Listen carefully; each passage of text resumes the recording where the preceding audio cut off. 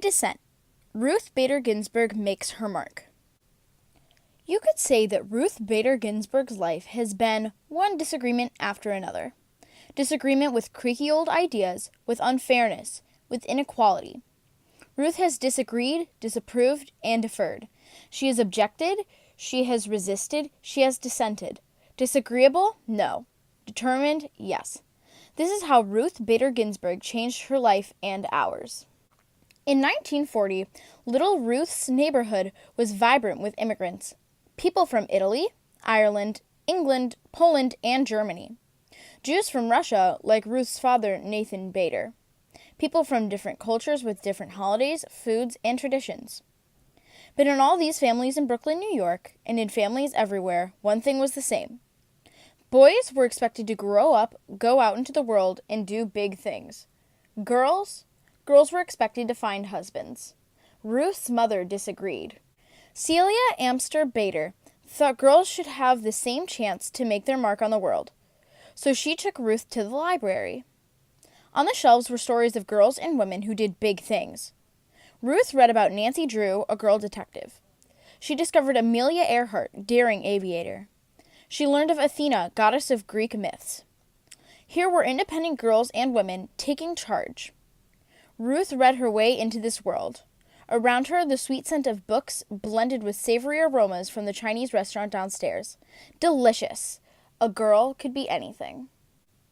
Sometimes, Ruth and her parents took car trips out of the crowded city. As they drove past a hotel in Pennsylvania, Ruth saw a sign. No dogs or Jews allowed.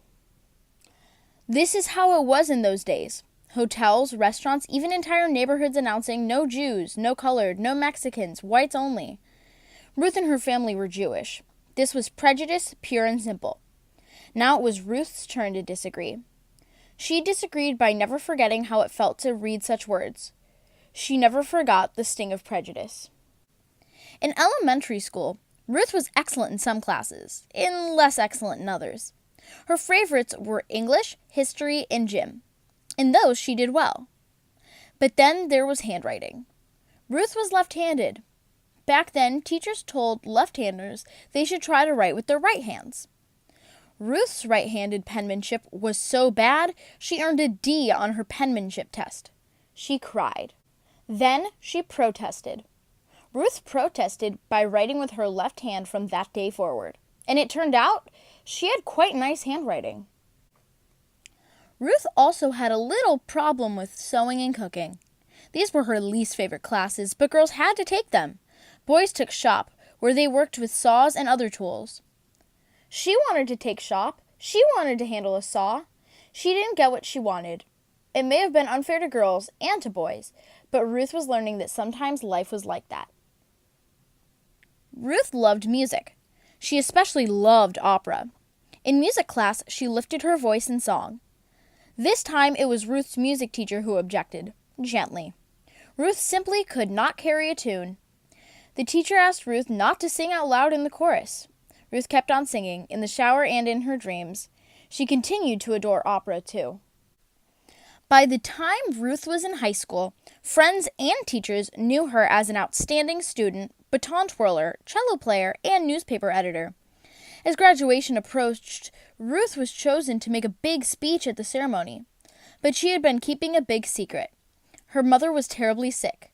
The day before graduation, Celia Bader died. There was no agreeing with this. There was no disagreeing. This simply was. Ruth did not go to her graduation. She did not give her speech.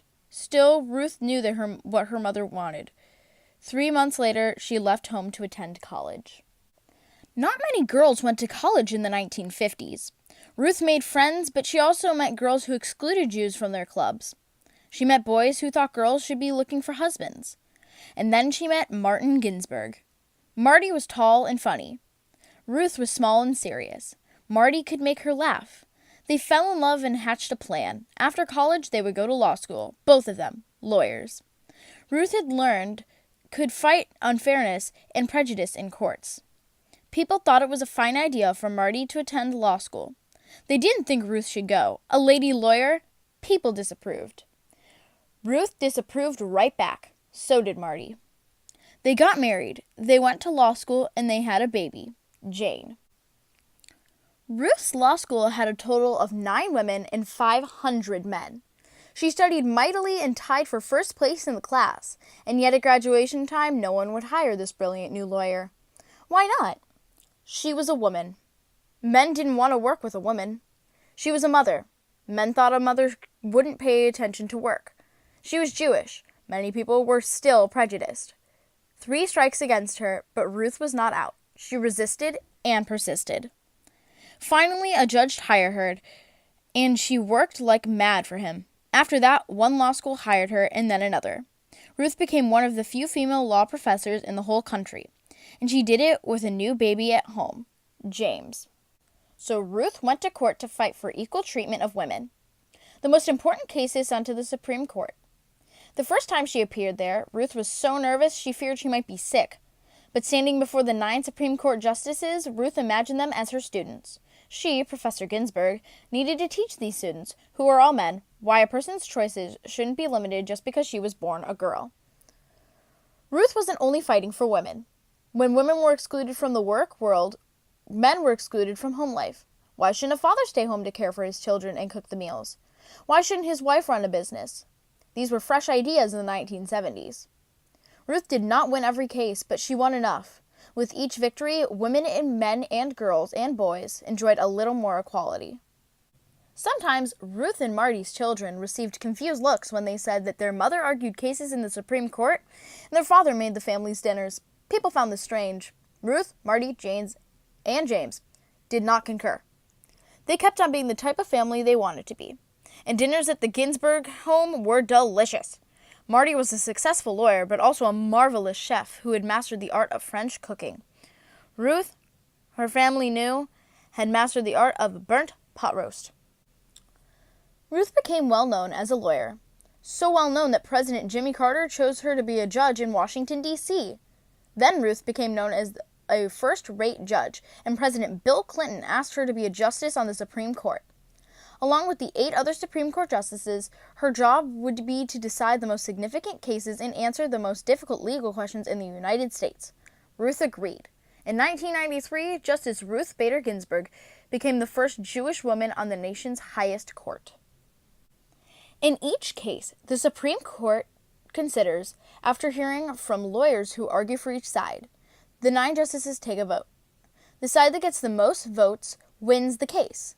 The justices who agree write an opinion to explain the court's ruling. When Justice Ginsburg votes with the winning side, she wears a special lace collar over her robe. But many times when the Supreme Court announces the decision, Justice Ginsburg disagrees. "I dissent," she says, and she writes her own opinion explaining why. Plus she wears a different collar just for dissenting.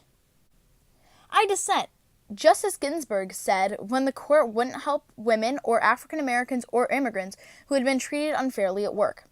"I dissent" when the court rejected a law meant to protect the right of all citizens to vote, no matter their skin color. "I dissent" when the court said no to schools that offered African Americans a better chance to go to college. Justice Ginsburg can be very convincing. In one dissent, she explained why the court was wrong to rule against women workers who were fighting to get paid the same as men.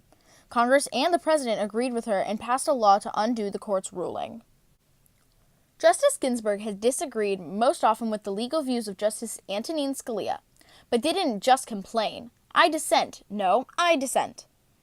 They shared their conflicting ideas. Each pointed out weaknesses in the other's arguments. And after the opinions were written, the 2 justices had fun with each other. They didn't let disagreements about law get in the way of a long friendship, parasailing in France, riding an elephant in India.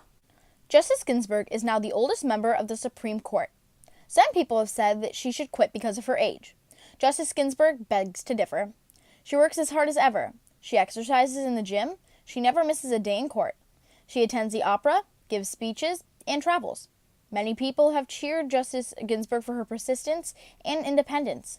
They've called her a rock star, a queen, a goddess, a hero. Of course, Ruth Bader Ginsburg isn't a rock star, a queen, or a goddess, but to many she is a hero. She made change happen, and she changed minds. She cleared a path for people to follow in her footsteps, girls in college, women in law school, and everyone who wants to be treated without prejudice. Her voice may not carry a tune, but it sings out for equality. Step by step, she has made a difference, one disagreement after another.